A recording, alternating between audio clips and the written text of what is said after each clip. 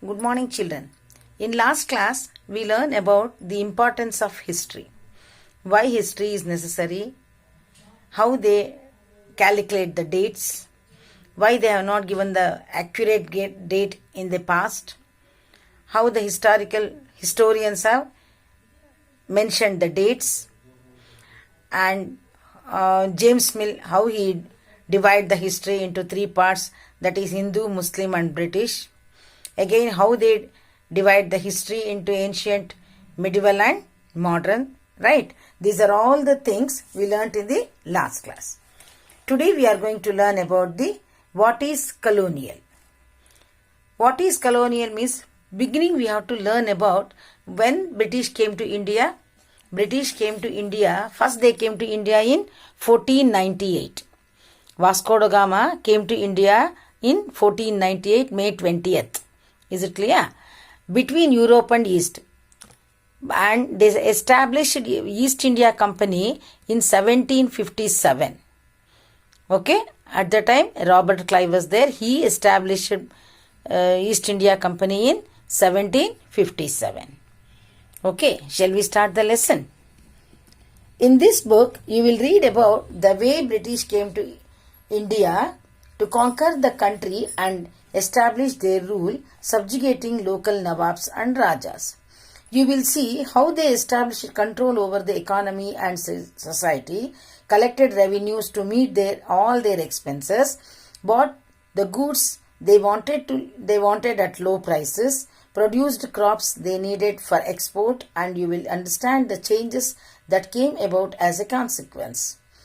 You will also come to know about the changes British rule brought about in values and tastes, customs and practices. When the subjugation of one country by another leads to these kinds of political, economic, social and cultural changes, we refer to these process as colonization. See what they are explaining in this here. See, British came to India. Why they came to India? To establish the control over the subjugating the local Nawabs and Rajas, to take over the country from local Nawabs and the Rajas, and they established control over the economy, society. Understood? And they collected the revenues they are collected to meet their expenses. Understood? They collect their revenues from us to meet their expenses. Is it clear? The changes in political and economic social culture is referred to the colonial. What is the meaning of colonial? The changes will come in the political, economic, social and cultural. That is referred to the colonial. See, why they came here? We produce the crops.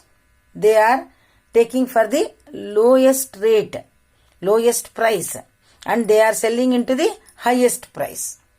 So they will get very good profit, right? So that they came to India, and the British rule brought about the values and tastes, customs and practices. They are not only came for the purpose of trade. They also change our customs, our values and tastes and their practices. When the subjugation of one country by another leads to the kinds of political, social, cultural, and that is referred to the colonial. That means one country is, see now India is ruling, so it is changed to British. Automatically all these things will change. Right? Their economic system is different, their social activities are different, their political systems are different, their culture is different. So this refers to the colonial. That means one country to another country, if they changes will occur, no? That is called as colonial change. Understood? Next, you will however find out classes and groups did not experience these changes in the same way. That is why the book is called Our Pasts in the plural. See, if we are moving to I am taking 8th, 9th and 10th. All children are not same, right? Each and everyone has different ideas, different way of learning, different way of thinking, right? Everything is not the same. So, that is the why they call this book as Our Pasts. They are using that word, plural word, past.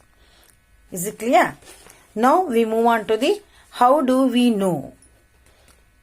See, what sources do historians use in writing about last 250 years of Indian history?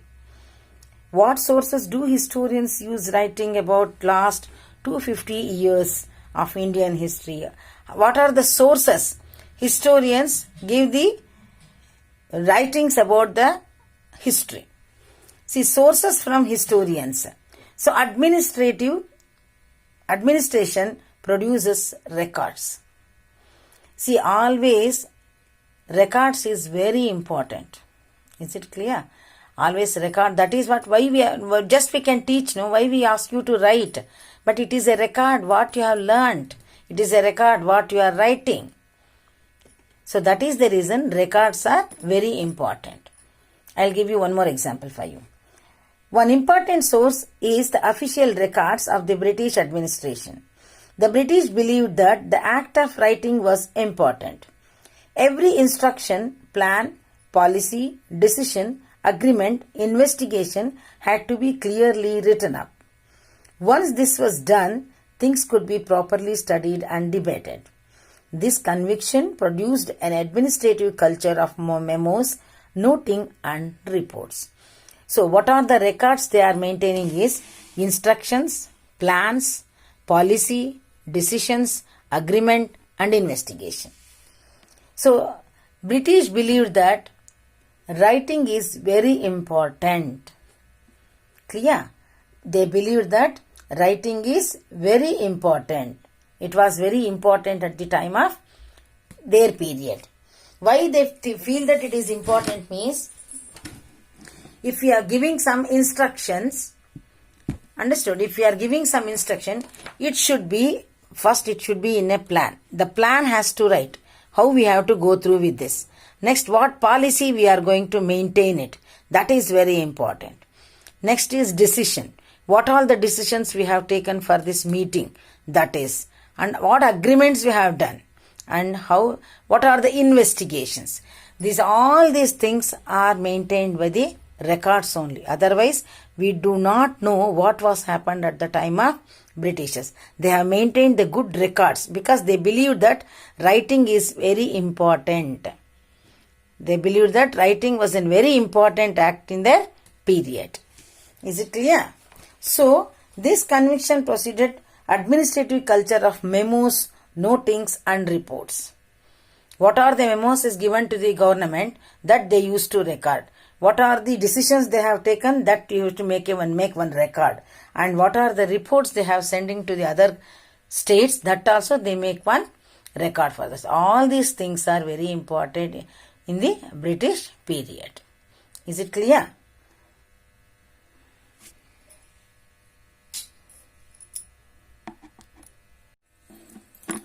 See, why they feel it is important, how they kept all these records means, they have a record rooms. They had a record rooms they had. See, British also felt that all important documents and letters needed to be carefully preserved.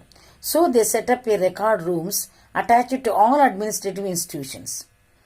The village Tahsildar's office, the collectorate, the commissioner's office, the provincial secretariats, the law courts, all had their record rooms. Specialized institutions like archives and museums were also established to preserve important records. So, first they think about kept the records. So, they maintained the record rooms. So, all administrative officers. How many administrative officers are there? No, that is village Tahsildar office, collectorate office, commissioner's office and provincial secretariats and law courts. These are all the officers. They have one record room. See, for example, village Tahsildar. So, what he has to maintain the record? How many members are there in the village? The members on the village, how many people are living there? So, what is the property they have? Whether if they are having the property, they must have a record, right? Those property records and all they have to maintain in the Tahsildar's office, village Tahsildar office. In collectorate district wise, see in district, how many villages are there? and how many people were living in that village, and what was the problem people were facing there, and how they solved it. All the things they maintain in the collectorate office. They are maintained in the collector office. So they maintain those papers and records, and they kept in these record rooms in the collectorate office. Next, commissioner's office. This will come under it is also come from the elector, same thing, collectorate office only. The commissioner, what is the position of the village? How it will be, what steps have taken to improve the village. That means digging the wells or providing water for the people. All these things, they must have a record. These all records are kept in the commissioner's office. And provincial secretariats and law courts. The disputes will be in all the villages, all the cities, wherever it is, the disputes will be there, right? So those disputes were kept in the law courts. Because after deciding one issue, they used to keep a record. Because after 10 years, any one person related to that property, if they come and ask any records of that, they used to show these records. That records will be available in the records room in the law courts. In the same way, all these records also, whenever you go and ask, you after 20 years, 30 years also, that is available in the office. Still now they are maintaining it. What they have British had maintained, the same thing we are continuing now. Understood? For a simple example, I will tell you. You have passed your SLC examination in the year 2020-22. Okay. If you are lost your marks card after 10 years. I lost my marks card, I didn't get it again. You should not feel it. If you go to the education department, if you give an application to them, they have a record rooms there. In that record room, they used to keep your marks card there. Again, they will give you one more marks card or duplicate marks card for you. Why they kept all these records? That is the reason British believed that writing was very important. Understood? Shall we go to next? Letters and memos that moved from one branch of the administration to another in the early years of the 19th century can still be read in the archives. You can also study the notes and reports that district officials prepared or instructions and directives that were sent by officials at the top of the provincial administrations. See, and also they kept some of the records in the museums and archives. That is the place where they kept all these records. Understood? They used to keep there to show. People has to know that. Have you seen the Jagan Mohana Palace in Mysore? They kept all the things what the kings were using at the time. Their halls and their bedroom, they were using the slippers, all the things what they were using, their art at the time of art, everything they displayed there in the Jagan Mohan Palace in Mysore. So these things they kept as a record. If I take our children to that place, we can say that, see, he was the Jay Chamarajamari, he was living there, he had this, he had that. We can explain those things because of this maintaining the records and maintaining the museums there. Understood? Kept in their museums. In the early years, the document, what they used to do, they were preserve the important documents and also. And letters and memos, they moved from one branch to another. For example, if I want to send one memo to the village Tahsildar's office, that should go to collectorate office, commissioner office, provincial secretaries and law courts also. So what they used to do, they used to send all these offices for that memo.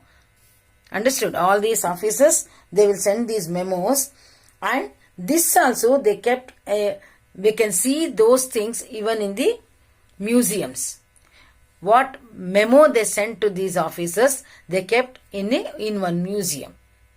That is the reason Britishers were believed that writing is a very important. Understood? Writing was very important to maintain the records. Okay. In the early years of 19th century, these documents were carefully copied and beautifully written by calligraphists. That is, by those they specialized in the art beautiful writing. By the middle of 19th century, With the spread of printing, multiple copies of these records were printed as proceedings of government departments. See, in the 19th century, the documents copied out by the calligraphists, those who are writing very beautifully, handwriting is very beautiful, no? They are called as calligraphists. Okay. So what they do, they used to they asked them to write those records in the middle of the 19th century to spread the printing in the multiple copies of these records. So printing was already introduced. Newspaper used to print at the time itself. No, they used that printing and they give the proceedings to all the offices, all the government offices. If once I will write here, I will take some printouts and I will distribute all the people, all the offices, government offices, to give the memos. What memo is giving to one office, it should be circulated for all the departments. Is it clear?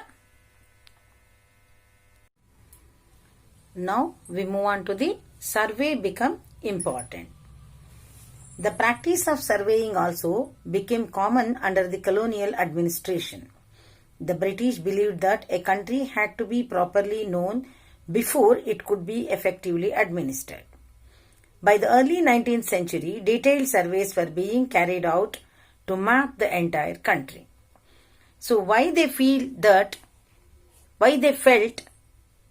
the survey is very important. What they felt, no, if I want to administer one country, I must know the whole population, the whole topography of the place, and whole the area of the country, everything I must know. That is called survey. So what they believed that if we want to administer one country means we must know all the things about the country. We must know very well about their topography, flora, fauna, the cropping system, their administration, their population, everything we must know. So they believed that survey very, very important. Is it clear? So, but early 19th century, detailed survey were being carried out, a map entire the country. First the map, what is the area of the country? And from north to east, what is the area? South to east, where is good crops we will get it? Where the river flowing waters are there, the hilly areas, everything they can survey. Through the survey, they came to know that the area of the country. Okay, so they believed that survey was very important before to administer the country in a proper way. First, we must know the area. Then only we can say here is there. A simple example I will tell you. If we are staying in one place for past 10 years, we know very well where is the shops, provision store available, where is the milk is available, where the bookstall is there, everything we know. Those who came to that place, first they must know what all the things are available in that place. Then if they know everything only, they can move on from one place to another place and they can take whatever they want. In the same way, British, what they believed that if you do the effective administration, we must know first we must survey the area, survey the country. That is the reason survey become very important in their period. Is it clear? So in the villages, revenue surveys were conducted. Revenue surveys means the effort was to know the topography, the soil quality, flora, fauna, the local histories and the cropping pattern. So if they want to survey in the village, they must know about the topography of the village, flora, fauna, soil quality and cropping pattern, which crop is suitable to grow in that soil. All these things the survey will help us to know. That is the reason they believed that survey was very important. Is it clear? So now all necessary to know about the administer the region. From the end of the 19th century, census operations were held every 10 years. So once in 10 years, they used to do the survey of the census. What census will explain how many people are there, understood, which religion they were, and which occupation they were, and how many are employed and how many are not employed, how many people are dependent on the agriculture, how many Hindus are there, Muslims are there, Christians are there. All these things they will come with the caste survey. Religion they will come into this, and the occupation they will come the employed and unemployment and this agricultural dependence, everything they will come to know with this survey. The other survey also, what are the other surveys is botanical survey, zoological survey, archaeological, anthropological and forest survey. What is the area of the forest, botanical area, zoological area, archaeological area? All these things come under this survey only.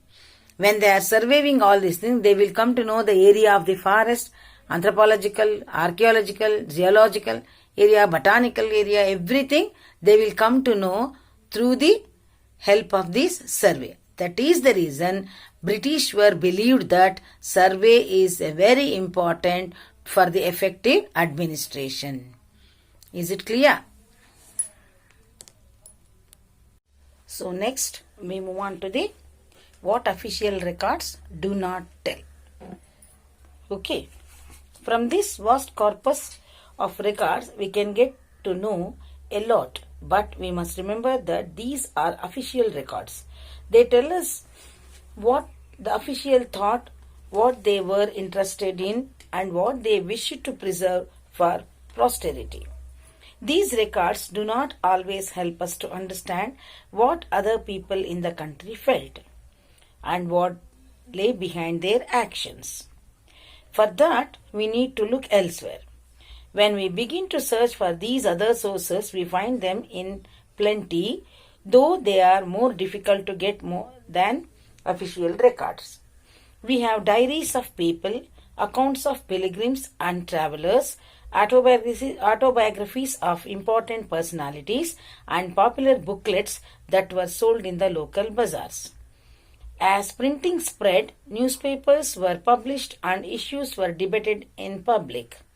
Leaders and reformers wrote to spread their ideas. Poets and novelists wrote to express their feelings. As these sources, however, were produced by those who were literate, from these we will not be able to understand how history was experienced and lived by the tribals and the peasants, the workers in the mines, or the poor on the streets. Getting to know their lives is a more difficult task. Yes, this can be done if we make a little bit of effort. When we read this book, you will see how this can be done. What they explained here is, see, records tells about the official thought. So, how their administration, how they kept all these memos and the government papers, everything we can see in the official records, right? But records do not help us to understand what the country felt. What the country felt, that we can't understand with these records. Is it clear? With these records we can't understand that. So these records, find them plenty more difficult to get than official records. This we have a records, we can get to know the administrative system of the Britishers. But without any records, other than this, many records are there. That is very difficult to get than this official record. Okay, what are those records are? Diaries, accounts of pilgrims, travelers, autobiographies of important personalities, booklets. All these things will tell us about the country felt. Okay, what the country felt, that tells in these records. These books and biographies are sold in the local bazaars. So as printing spread, newspapers were published. So writing novelists and poets or even the biographists or important people, these accounts were mostly about the educated people. these novelists, poets, and these are all accounted only by the educated people. So if they do not read, they don't know to read and write. How they used to know means they used to see the public debates debates was there. Those that debates that with the leaders and the reformers, they came to know the system of British. Understood? So these sources does not help us to understand how history experienced by tribal workers in the mines, peasants and street people, that we don't know. So these things and all we will read in the next few chapters. Is it clear? So in the next chapter onwards, we are going to learn about these tribal people, then the work in the mines and the peasants. All these things we will learn from the next few chapters. Okay.